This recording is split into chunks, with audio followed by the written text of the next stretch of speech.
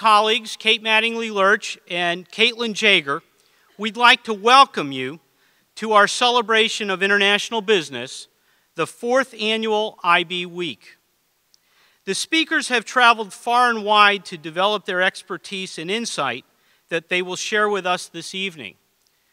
Ironically, we currently have the fortune of having both of these speakers as members of our faculty at this time. Our first speaker tonight is special to me personally, as I met her this past summer through a mutual friend, and before I knew it, the timing led to her joining our faculty in management this past fall. After talking to Gerry for several minutes, I knew that her life journey, which is still unfolding, is an important role model for our students better understanding where we live and work. I am pleased that we are again including students in our program tonight to provide introductions for each of the speakers this evening. Each of the students tonight was chosen in large part because of a transformational experience that they've had with one of our partners abroad. Josh Garrison is a hard worker both in the classroom and outside. Josh was an outstanding undergraduate student in communications here at UNF, graduating summa cum laude in the spring of 2011. Josh found our Global Entrepreneurship MBA and decided that being the entrepreneur that we hope he will be, he would be the first person to experience that program, and took a risk and went and spent the fall semester taking courses in entrepreneurship at our partner EBS London. I'm really impressed with what Josh has learned and what he's brought back into the classroom in his MBA studies at Coggin this past fall, as he prepares to return to Paris to finish his final semester in August. Currently, Josh holds the title of Coggin Graduate Fellow. Ladies and gentlemen, Josh Garrison.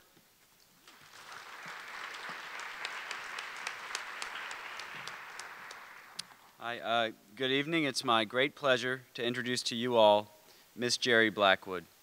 She's had a diverse and exciting career with both AT&T and IBM, and her journey began right here in Northeast Florida.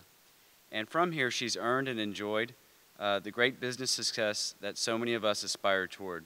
Before she speaks, I would like to tell you a bit about her 25+ years professional background. Initially with AT&T, Ms. Blackwood developed as an entrepreneur, innovating and managing great change within the organization.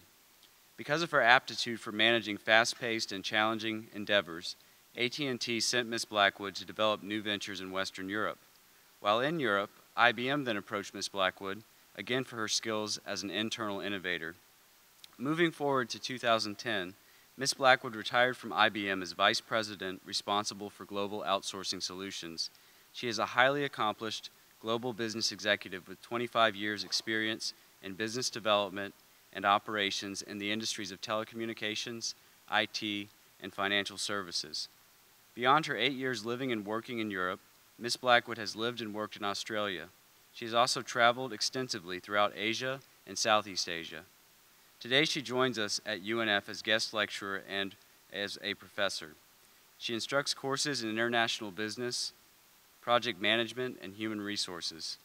More than that, Ms. Blackwood has personally expressed to me her great passion for instilling and honing the values and skills needed by us, the students, to equip and prepare us better for stellar success in the corporate and global business context. And without further ado, I give you Ms. Gerry Blackwood.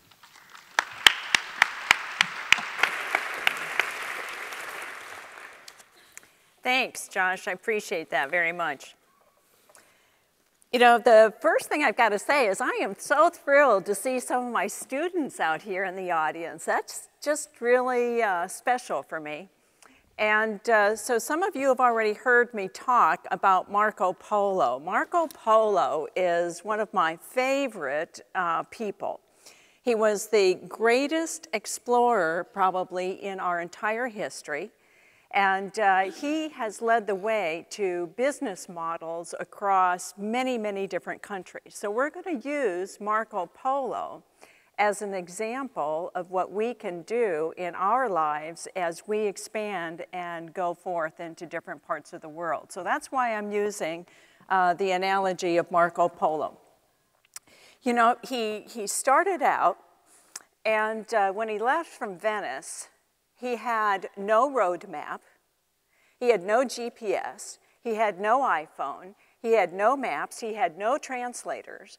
All he had was the fact that the aristocracy in Vienna wanted to have more good things. And so their problem became his opportunity. So they funded his travels over to China, and that's where we're going to start our story. Now, the amazing thing is that when he came back, he then ended up being put in jail, and that is where he wrote the legacy of the book that we are still reading today. He was very instrumental in impacting Christopher Columbus. This is the book that Christopher Columbus's copy of Marco Polo's travels. He was so influenced by him that it gave him the encouragement to go out and discover the United States. And that's why we say Marco Polo has had such a great impact over the entire world. So tonight, what I would like to do is to use this analogy along 3 different avenues. First of all, I want to talk a lot about somebody else's problem or challenge is our opportunity. That is the story of my entire life. Somebody else's problem, i.e. challenge, is my opportunity. That is what I hope you'll come away learning, is that when you see problems, look at them from an entirely different perspective. The second thing we're going to talk about, and what was important in terms of success in the different countries that I worked in, was understanding not only the culture, but how things work economically and politically. And we'll again talk about Marco Polo and how he did that, and what that means then as I take you through France, Germany, the UK, and Spain. And then finally, the part that we always find so much fun, and there are always so many different stories, I will share with you the many learning experiences that I can now laugh at, that at the time, believe me, I wasn't laughing. But all of the things that we read about in the textbooks in terms of how we relate and communicate with other people, they come through in the words being culturally savvy. And as I tell my students in international management, savvy means that we know it in our gut. So it's good to learn it in the school environment. That's absolutely critical. But the other component to it is experiencing and being sensitive to what you see and the reactions that are coming back to you. That's how we become culturally savvy. So we'll start by talking about Marco Polo. So Marco Polo, the problem that they had was between all of the aristocracy across Europe, they couldn't get their hands on enough territory, enough power, enough riches. Perfect opportunity for Marco Polo. So he was funded to go over to China because that was a part of the world that they had some inclination that there were a lot of good things out there, but they didn't know what they were. What he took along was wine, gold, silver, and fine crystal. So that's where we start with the challenge and the opportunity. From my perspective, I'll tell you about the challenges that both AT&T and IBM had, and because I was willing to step up and say, I'll do that, I'll help with that, that is what has paved the path for me. So then the next part of it is understanding the economic and the political environment. So Marco gets over to the great Mongolian Empire, and Kublai Khan is the great leader. This is a man who at that point in time ruled the world as far as everyone else in that part of the world was concerned. Amazing thing, Marco ends up being second in command to what we think of as someone who had no comprehension. Talk about difference in cultures. He ends up being second in command. How do you think he does that? Well, one of the things that he does is he learns the language. He learns Chinese, an incredibly difficult language to learn. He learns about the economics. He learns about the politics. He is greeted very graciously. That was my experience. In every country I went to, even though, for the most part, I was put there on assignments that meant significant change for people, I was still always graciously received. Largely because I had something to offer, the knowledge that I had was of value to them. The culturally savvy piece is what ended up Marco Polo in not only being second in command, but actually getting territories to rule. Now, would you trust a foreigner? Would you trust an Italian to run part of the country for you? I don't know. The great Khan did. So Marco was clearly very, very savvy, wasn't he? And in fact, those will be some of the stories I'll share with you of how I learned from going from reading books like French, Friend or Foe, which I would be hurriedly reading as I was getting on the airplane, going to get off the airplane and have to go to work, and would be embarrassed so many times by my lack of language skills.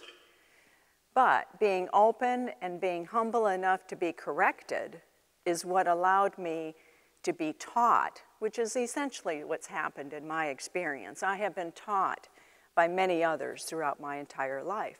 I'm sure Marco Polo had much the same kind of attitude. So those are the three approaches we're going to use in talking about my journeys through Europe. The first one we're going to talk about is a parallel with AT&T, this particular challenge. And what I'd like to share with you also is some industry background, because you are in such an incredibly exciting point in history. If I could do my career over again now, I would do it in a heartbeat because of what's happening with the internet, what's happening with the emerging markets. It's just phenomenal. So the story with AT&T was back in the mid-'80s, the US Department of Justice comes along and says, AT&T, you are going to divest. You break up your company, those 7 regional holding companies are going to be on their own. Okay, now, about the same time, just a little bit later, Europe, and I will show you this, we'll talk about it in the UK, begins the process of deregulation and privatization. So you start to see things moving. But you know, back then, we weren't really paying attention to what was happening outside our own borders. We were very focused on our little part of the territory. So out of this divestiture comes a little company, a little subsidiary called American Transtech. It's now Convergys here in Jacksonville, Florida. These were the people, and they were 2 Italians. 2 Italians who were leading the charge. They came and interviewed me in Sioux Falls, actually in Omaha, Nebraska. I was living in Sioux Falls, South Dakota, working for Northwestern Bell. Every employee had the opportunity at divestiture to choose to stay with the colored triangle at the top or with one of the little triangles on the bottom. So this big, massive structure over here on the left-hand side was being broken apart. And I will tell you, there was no way the kind of clarity you see on that little picture at that point in time. No one had any confidence at all if they were making the right career decision. You were flipping a coin. So I flipped the coin, I took my little MBA, and off to New Jersey I went. I get off the plane in New Jersey, and I had the shock of my life. If you've ever flown into Newark and you've seen these huge oil things out there just off the runway, I thought, oh my gosh, what have I done? Where have I moved to? That began my journey. That was the example of a challenge and my opportunity. So I was part of a business planning team. There were about a dozen of us. We created the business plan. We moved down to Jacksonville, Florida, the place that I now have come to call home, and I really do love living here dearly. And from there, I was then promoted to marketing director. We started up a number of new business ventures, and things were going along quite well. We were getting into a new area of the telecommunications industry. Well, by about the early 90s, I decided I really wanted to go abroad. I'd had a vision since I was a child that I would be doing something abroad. And so I went to my boss and I told her that I either wanted to go back to school or I wanted to go to work for AT&T in the international division. Left it at that. 4 months later, I get a phone call. She says, Gerry, come over to my office, 4:30 in the afternoon. And she said, I just sold this deal. I told AT&T we're going to have a call center up and running in 6 weeks, supporting 8 countries in Europe. I need a project manager. Would you like to do that?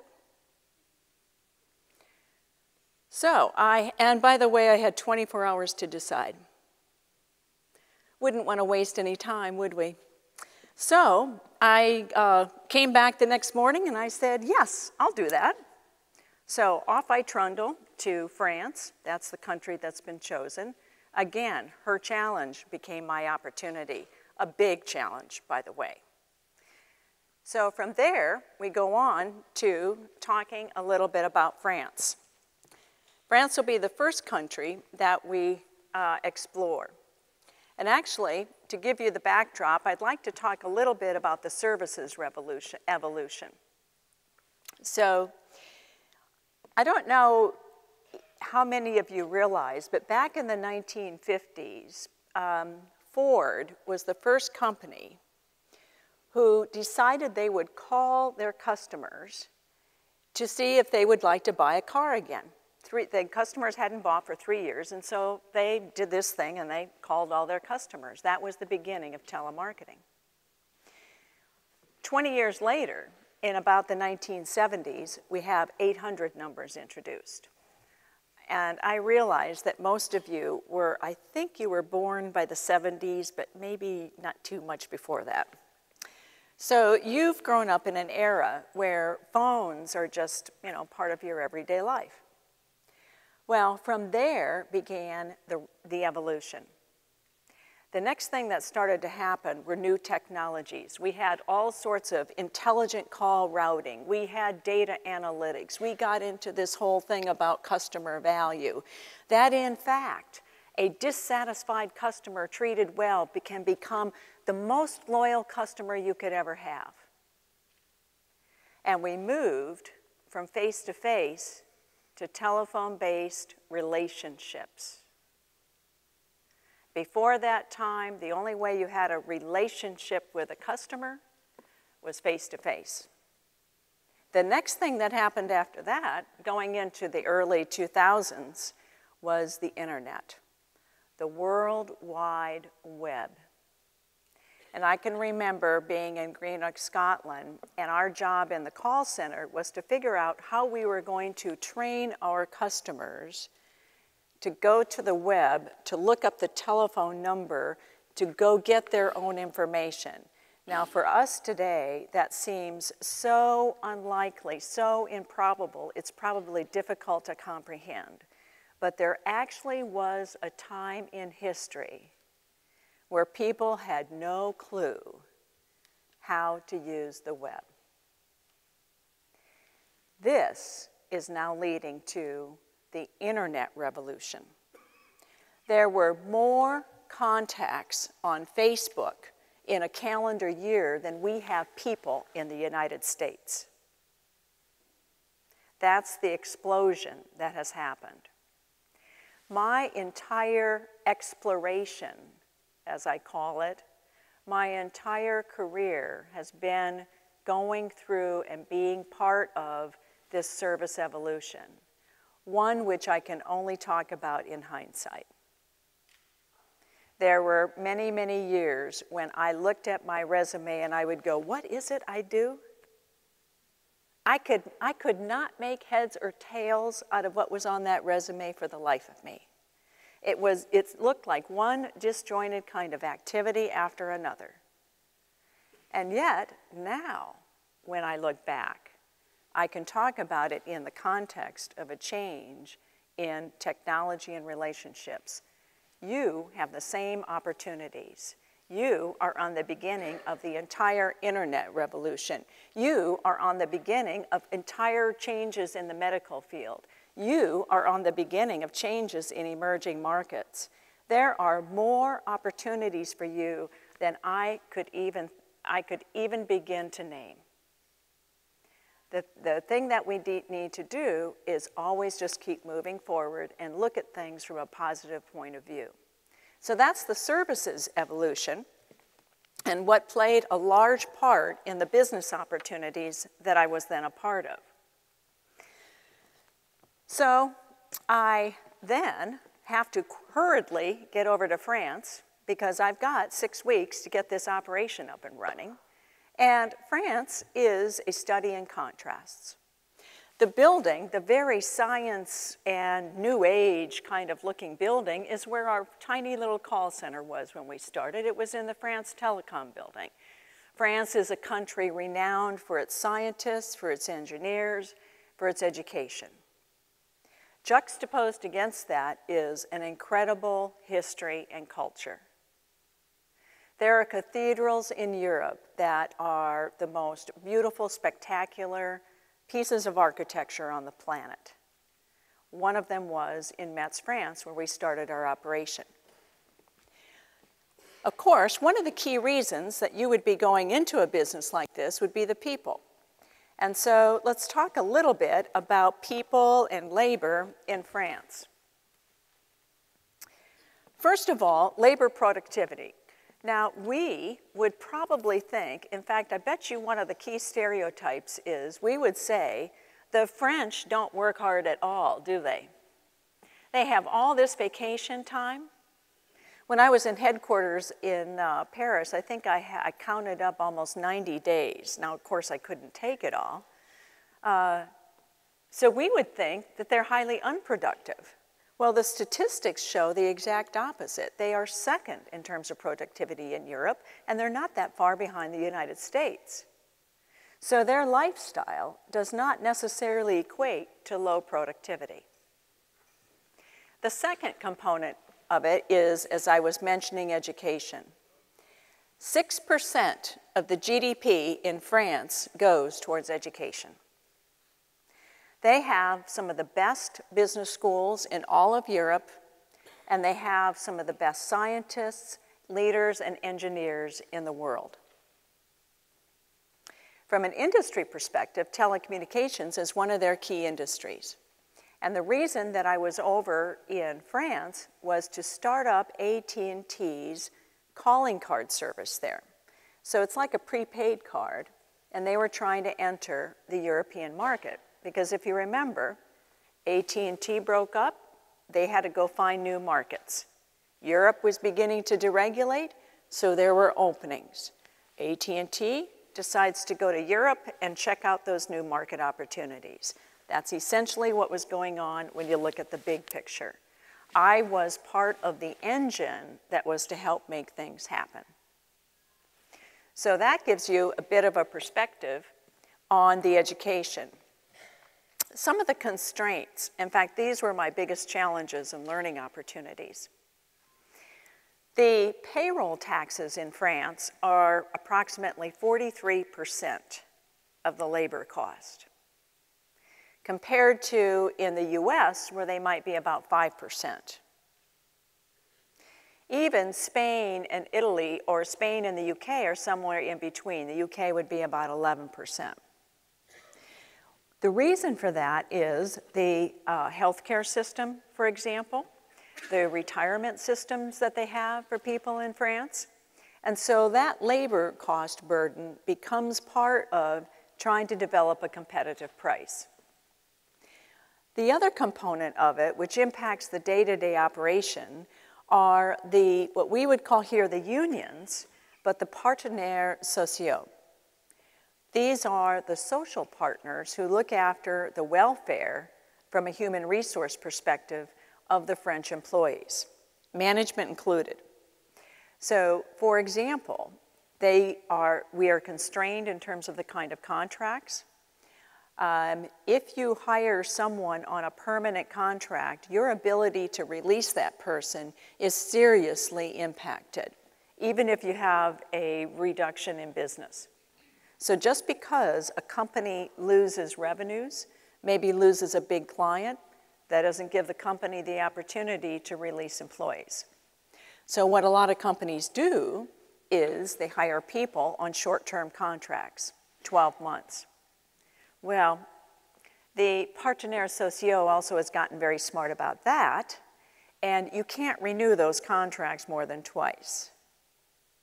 So if you hire someone for 12 months and then you extend it another 12 months, that's the end of the game. They're now permanent on your payroll. And permanent means for life.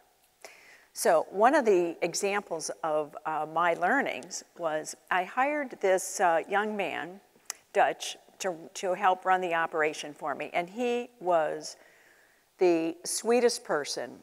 His heart was in the business. He so badly wanted to do the best job possible, but he had difficulty executing on what we needed to accomplish.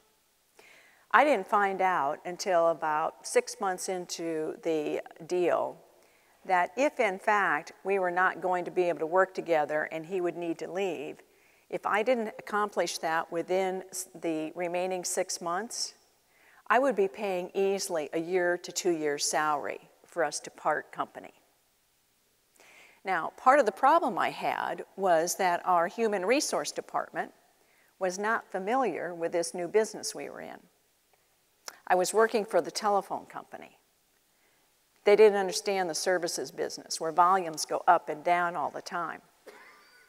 I actually had to read the Code de Travail, which is a red book about that thick and about like that big, in order to figure out what I could and couldn't do. And then I'd call the HR department and say, if I've translated this correctly, I think it says I can't do X, Y, and Z, that I have to do A, B, C. And they'd go, yeah, I think you're right. So that's an example of some of the learning opportunities that I had. Now, that would not have been a major deal if it were just one kind of HR issue that I had to deal with and everything else was running smoothly. There was nothing in that operation that had ever been done before. And so you put time pressure on top of having to make decisions, and it really does test you. So that's an example of what I mean by understanding the economic and the political environment of the country, the host country that you're going to be working in. All of the practical kind of things that help to run a business. Those are the things that we want to look at. So let's move on and talk about some of the fun stuff, the culturally savvy, and we're going to look at 4 categories. We'll look at leadership, we'll talk about change, we'll talk about time, and we'll talk a little bit about negotiations.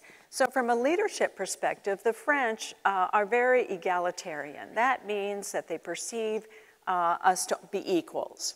And an example of how I really came to appreciate that was, again, when I was working in the corporate headquarters in Paris, being an American, I always was struggling with how to get things done. I was working for a company I'd never worked for, processing my payroll forms, processing my expenses, keeping up with my work permit, and I didn't have a secretary of my own, so I would rely on my boss's secretary. Well, I quickly learned that she really didn't care who I was, and she really didn't seem to care who my boss was. So if I wanted her to help me with anything, I was going to have to do it when it was convenient to her. I was going to have to be polite. I would need to defer to her better judgment. And, you know, before long, we got along just marvelously. She helped me out in so many ways. She would, from time to time, tell me little things about my boss that might have upset her, but the point was I had built a relationship with her, and we were clear that we were equals. So an example of how working what deference and egalitarian really means. The area that probably was the most learning for me was in this whole area of change management. So I'm in France. I have my little team of multilingual people from the different countries. And everything has to be, there are no processes. We have to do everything from scratch. And one day I walk in and I'm listening to them handling the phones and I hear this Nikitipa, and I listen some more, and before long I hear it again. I hear Nikitipa, and I'm just dying. It's a slang way of saying, hold on, I'll be right back. Now, coming from an American customer service, American Express kind of, quality environment, where we would say, excuse me, ma'am, if you can just hold the line for a few minutes, I will go research that for you and I will be right back. We ask permission to hold, and then we go get the answer. And if we are more than a minute, I think it's actually maybe 30 seconds, we come back on the line and we say, if you can just wait a few more minutes, I'll be right back with you. So here's my challenge. I work for an American company. The American company wants to treat their customers the American way, even though we're talking to the French, to the Germans, to the Dutch. And unbeknownst to me, I can't just tell people what to do. I can't just walk up to that person and say, we're not going to say Nikitipa anymore. We are going to say something that takes longer to say in French that is closer to the AT&T standard. I learned very quickly that debating skills would be of utmost necessity. And so we began the journey of, first I would try, but that's the brand. That's not the brand here in France. Why isn't it the brand here in France? It took us a while, it felt long to me, in order to come to an agreement that yes, in fact, they could think through the process, they could come to a logical conclusion that yes, in fact, if we were dealing with the AT&T company and we were going to set a new vision of customer service in Europe, that yes, we could be leaders in establishing that vision. So essentially what I did was I brought them along on the journey with me to creating a vision that they were going to be the first at delivering. Now that is one of the other elements of that was a little bit different for them, is being the first is not a typical French trait. So what was working to my advantage there was I had a mixture of cultures all in the same place. I had the French, I had the Dutch, which would be much more like us. I had the Germans, which were a little bit more like us. And so that whole confluence allowed me to work through and to be able to get the standards in place that would represent the AT&T brand the way they wanted it represented. That was only one of the many challenges that I had, many, many learnings. Time was another one. So in the French culture, we don't just say, no, we can't do that. That ain't gonna happen. So again, I have 6 weeks. I need the data and voice connections back to the United States up and running in time to take the calls. I am assured by France Telecom, and by the way, my company's been brought over there. They've set up relationships with the mayor of the city. There's a whole investment thing going on. So, we've got the opportunity to call for help if it's needed. I find out the day before we're supposed to go live that the telephone connection will not be available the next day. Now that's not an acceptable response for me, because I have a lot of people back in the United States who aren't going to be happy with me if I pick up the phone and tell them we can't go live tomorrow. So I pick up the phone, I call the second in command at the mayor's office, Monsieur Foudon. I ask for his assistance. He calls the chief France Telecom guy in the city, in Metz, who calls the chief guy in Paris, and lo and behold, through many, many changes, they get things up and running. That's the way you do business in France. It's important to make those connections and to have those relationships. So I hope that gives you just a little bit of a feel for working in the French environment. You know, it's a wonderful culture. I love it dearly. And I do think that it's not about right and wrong. I say this all the time. It's really about the fact that I am the one that has to learn. So that was an example of some of the challenges in France. So then the next opportunity is we've managed to do well in France. And so now I'm in headquarters, and my boss comes to me and she says, "Have I got a deal for you? I have got this fantastic opportunity for you." Now, a word of advice, when you hear those words, be cautious. They don't necessarily mean good things.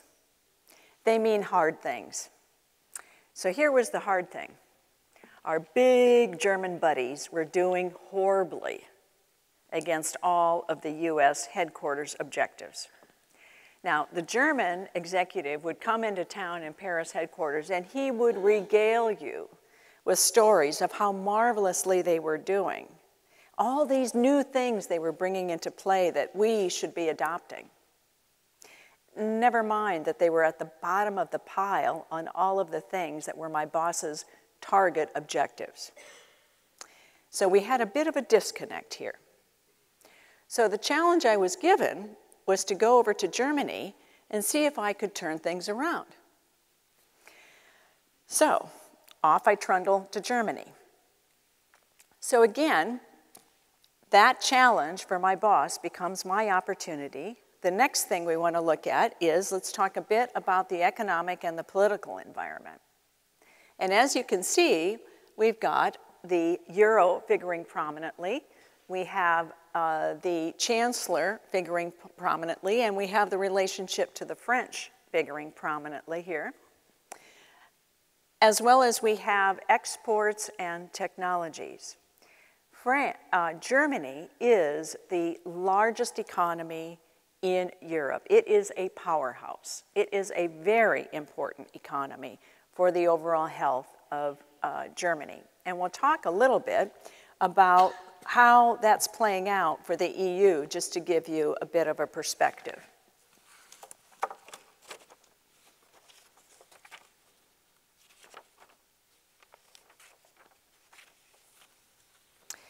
So, first of all, Angela Merkel is a woman who has kind of started to set the stage in Europe.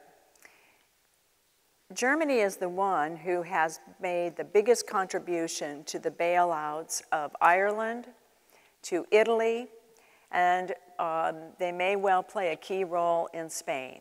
And so what Germany has to say is listened to quite seriously. She recently came on the stage and told the Germans, her leadership team essentially, that the EU is here to stay.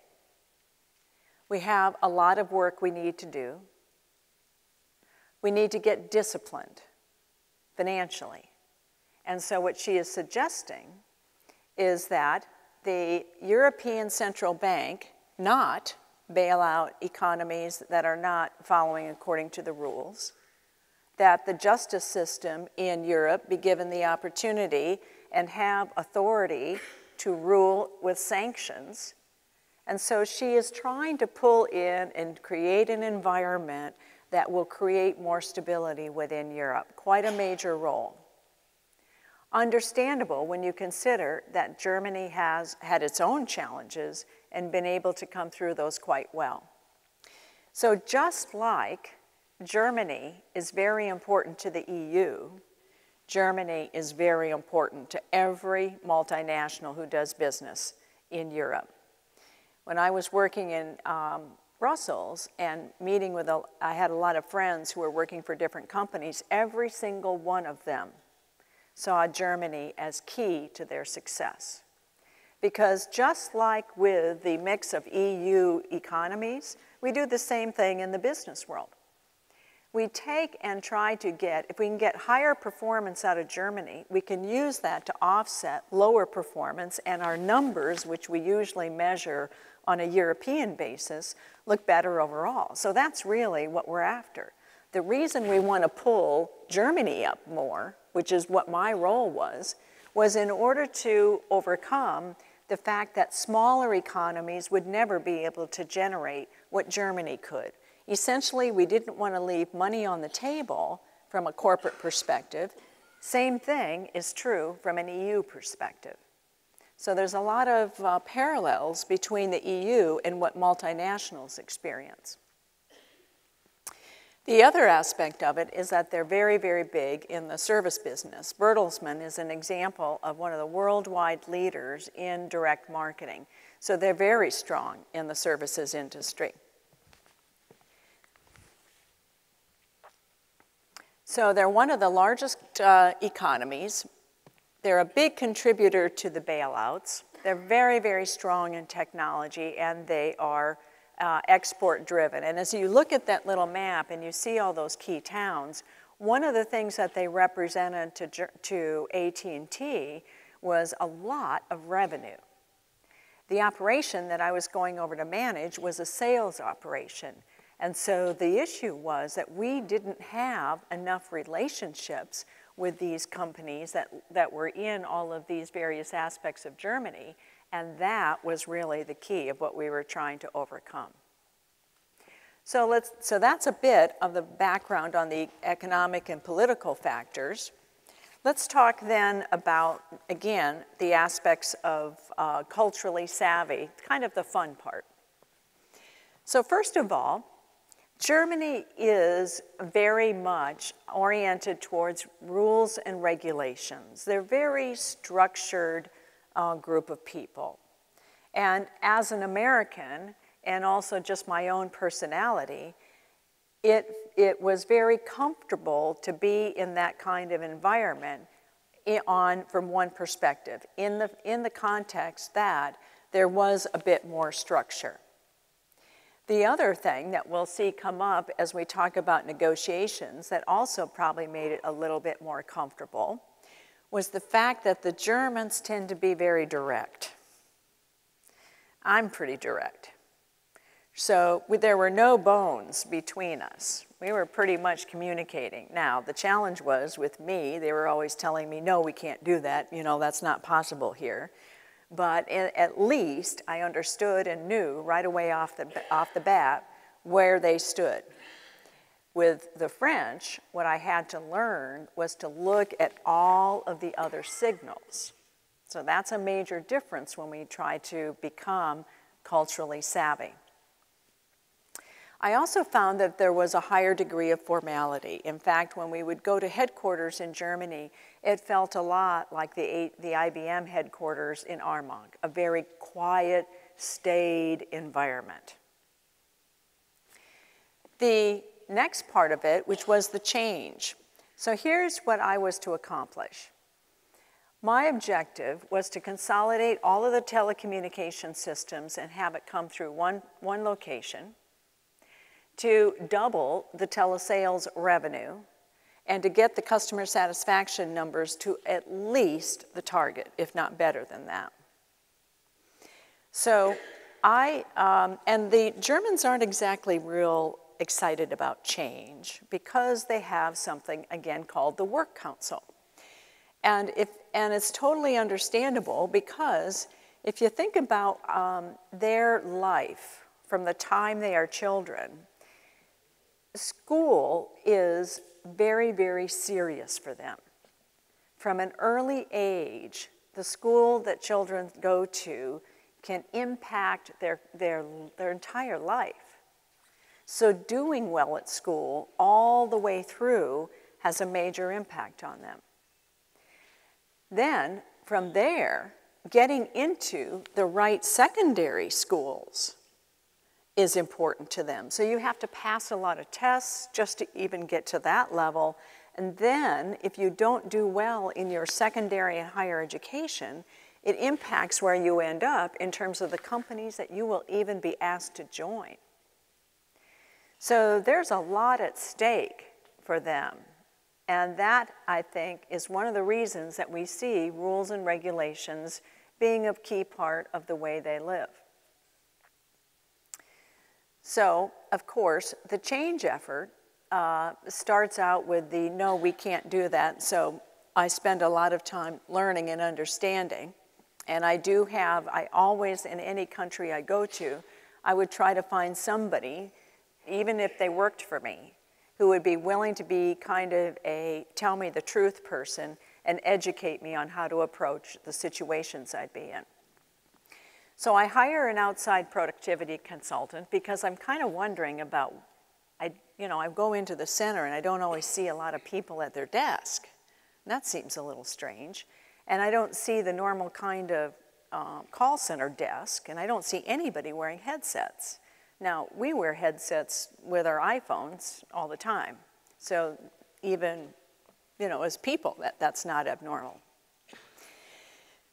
So I hire the productivity consultant, and I find out that 40% of the time, we don't know where our salespeople are. We don't know.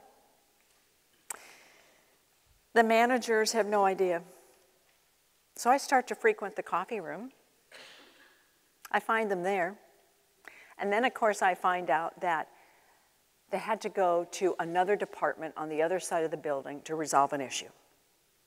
So there are zillions of reasons why we don't know where they are. Now, in the call center world, even at that point in time, we have something called an ACD, and we send the phone calls to the people who are handling the calls. The telesales reps in Germany were deciding when they would answer the phone. So I did mention the work council, didn't I? Okay. So I cannot change the telephone systems.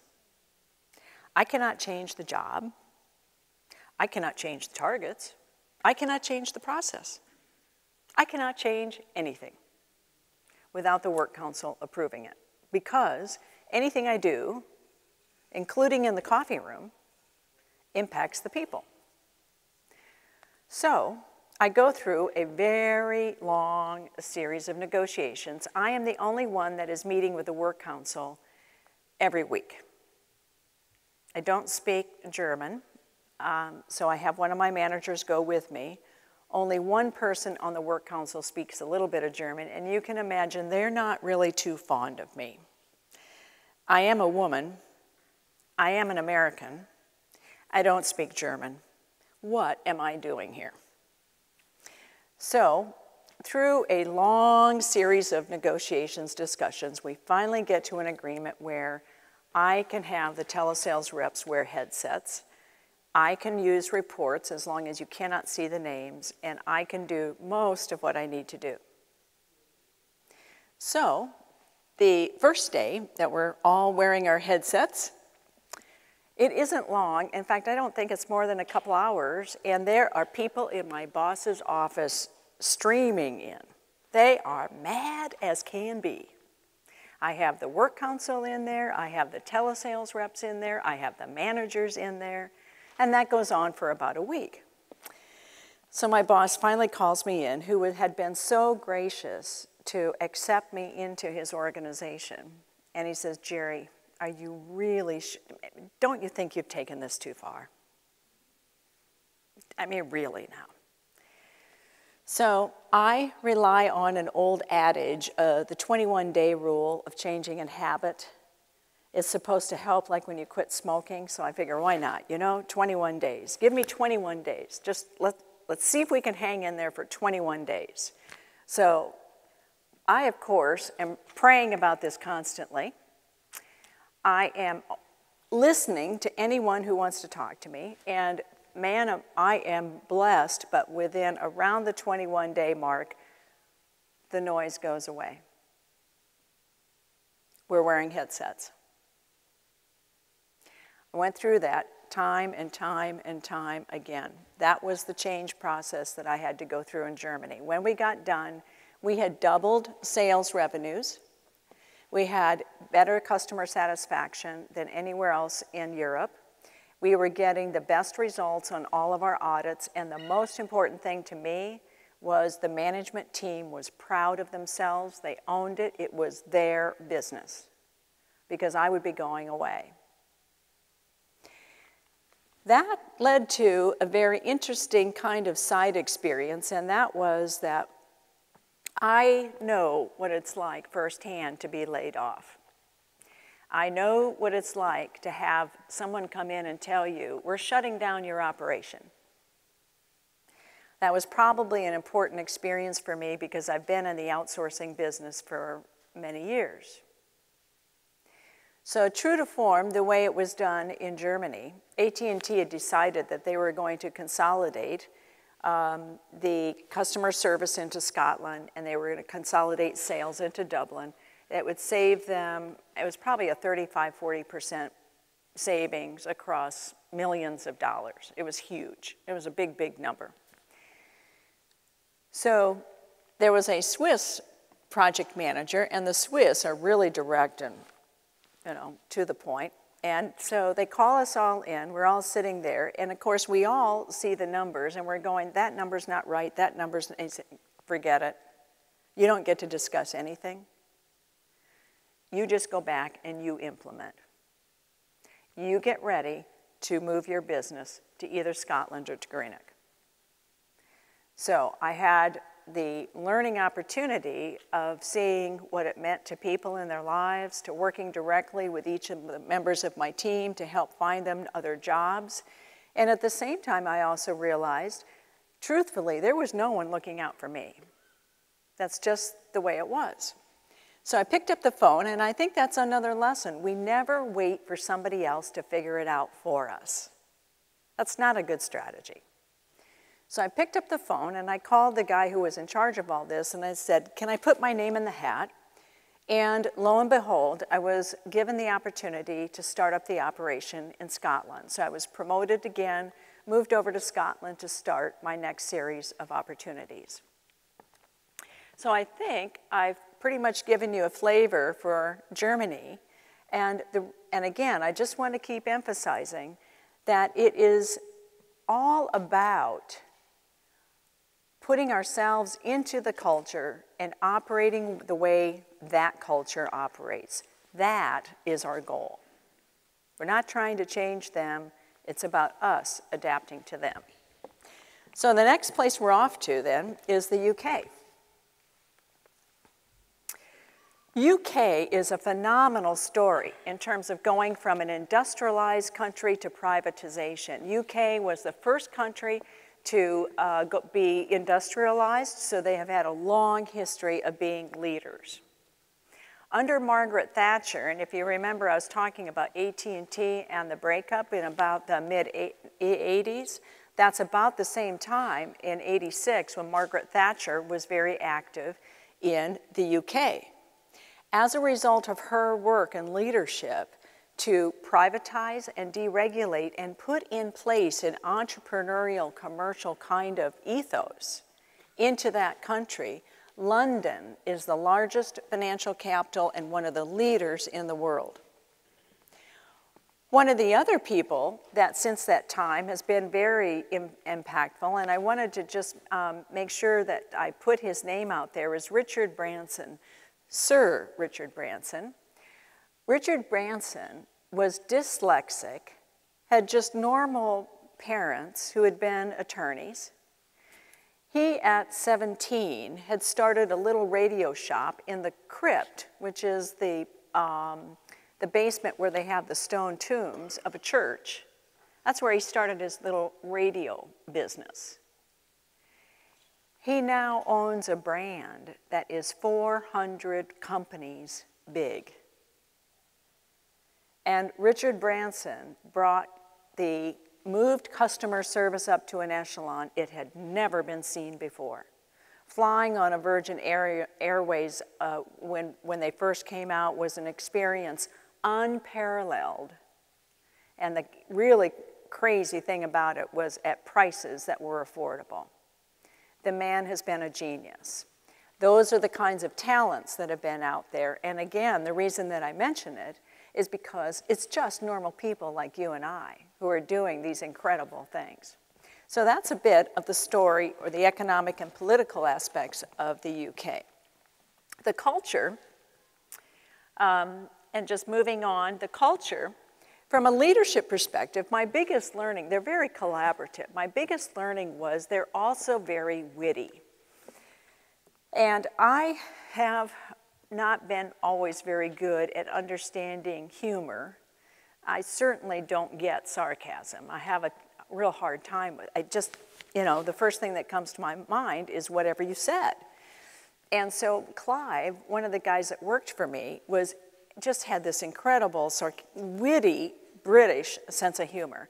And forever, I was always I would stand there with my mouth open, and all of a sudden I'd realize he was just joking again.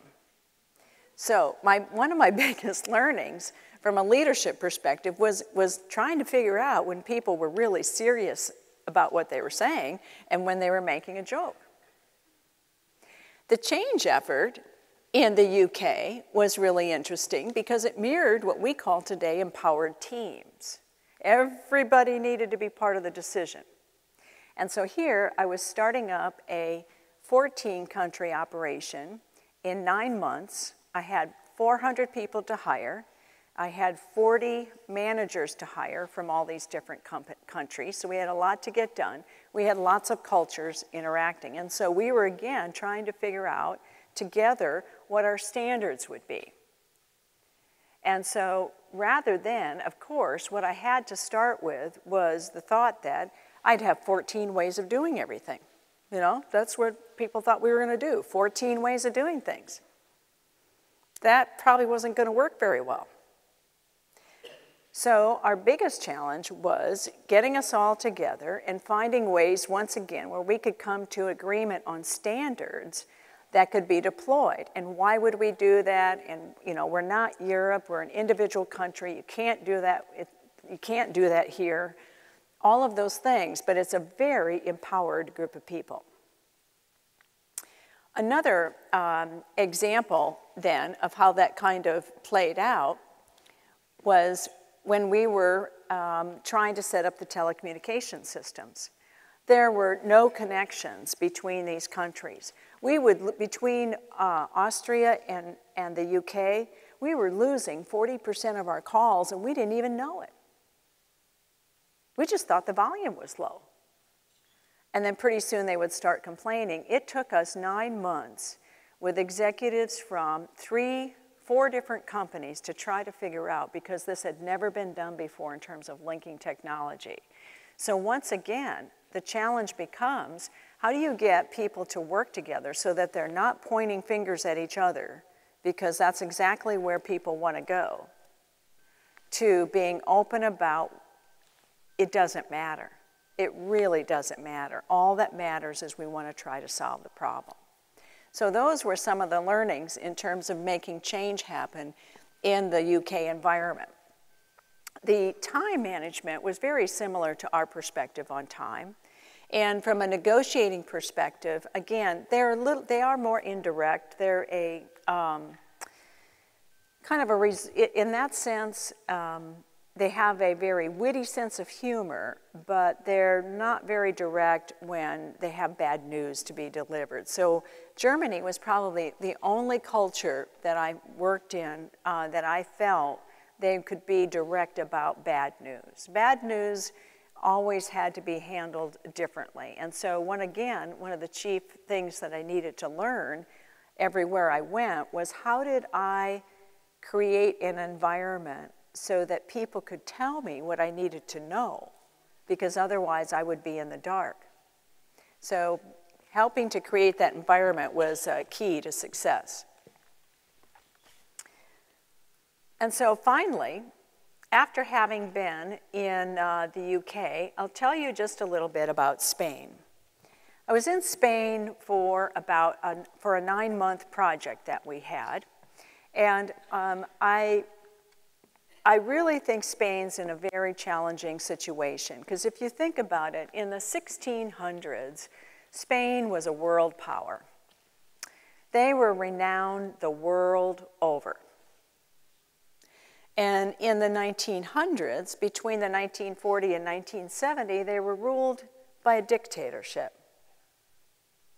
And then, by the 1980s, they were one of the top performing economies in Europe. And then, what seemed to happen to them, they got struck, just like we did, with the recession in 2008. And since that time, life has been very, very challenging for them. A lot of parallels to the United States. They've got issues with housing, got issues with tourism, and the other interesting thing is 30% of their businesses are foreign-owned. So they have a impact. The other aspect to it was the time, however, was very relaxed.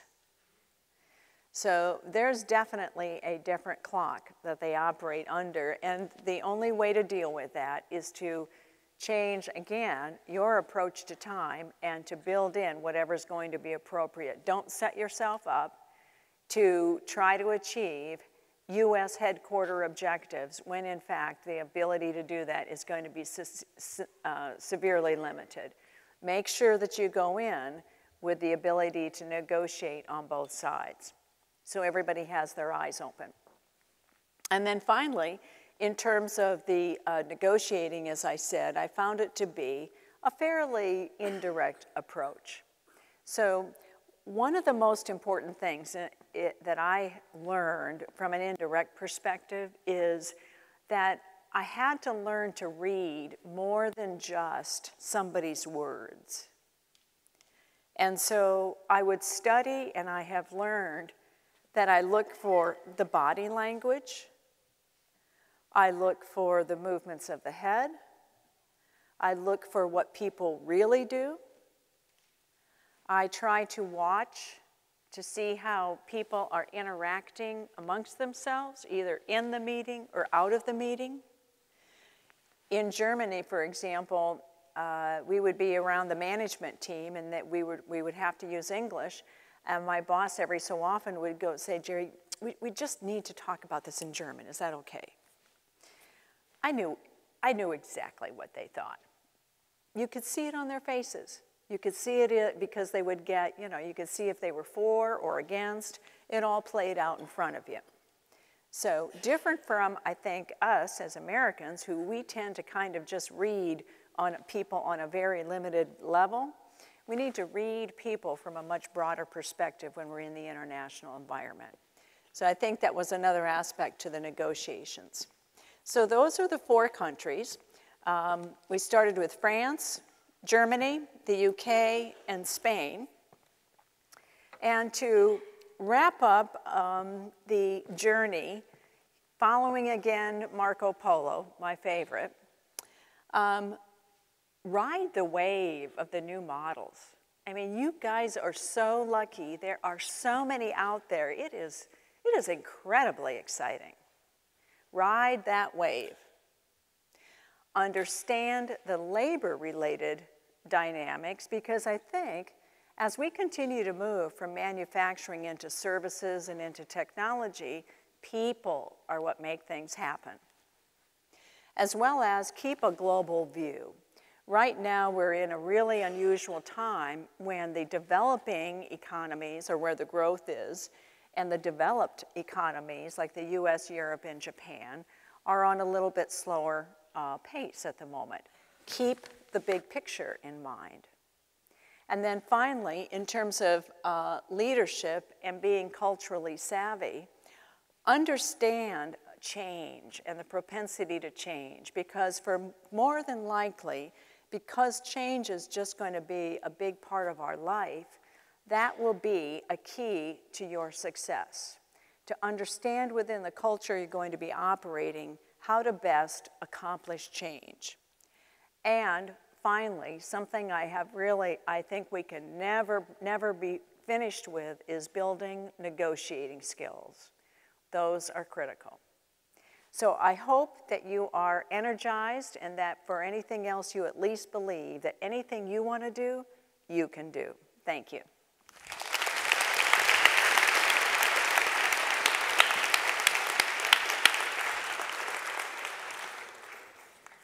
Are there any questions?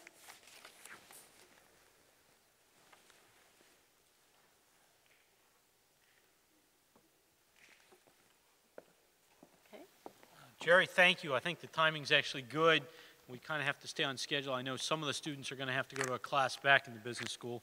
But again, thank you for really giving them some ideas on where they might go. And as I look back on the conversations we've had, some of the opportunities that you've had, I hope that some of our students have those same opportunities. And as a small token of our appreciation for speaking, please accept this as our gratitude. Oh, thank you. Thank you. Thank you, Jeff.